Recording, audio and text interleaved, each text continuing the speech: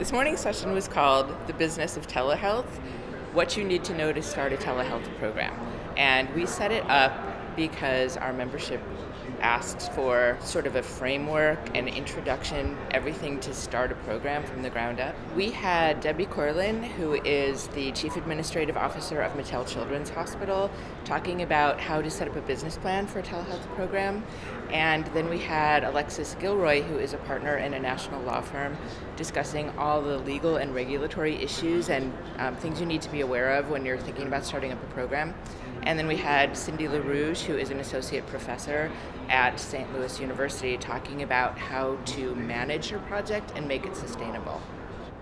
It's been a very educational program regarding just keeping you very informed about the salient business issues, the salient legal issues that you don't even think about that is out there, and just a lot of issues that you need to be aware about. I'm a private practice medical toxicologist, and I think that as a very underrepresented medical specialty, we have a lot to offer physicians and hospitals, and really mostly the patients who don't have access to a medical toxicologist. Through the Poison Center system, there's always access to a medical toxicologist and help, which is truly premier. But I think this can be value added, perhaps both to poison centers as well as to inpatient toxicologists, because as I said, there are so few of us in the country. It's important because people often start telehealth programs, especially now when it's becoming more and more popular. They just kind of jump into it without really thinking everything through ahead of time. And as someone who's been in the business of telehealth for almost 12 years, I was kind of laughing at some of the things that the speakers were saying because I've lived through so many of those mistakes myself. And we don't want to see people continue to do that. We want them to have the information up front and avoid the pitfalls.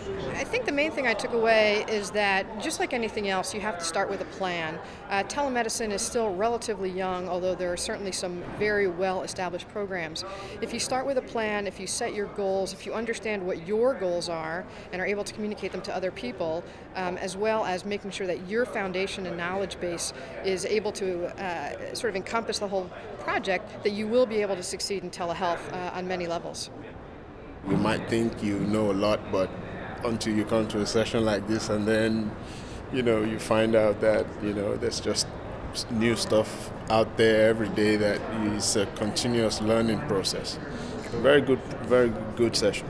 There's always going to be new stuff, so you just have to stay engaged, and there's really only one place you can kind of get everything in a broad fashion. It's going to be at the ATA.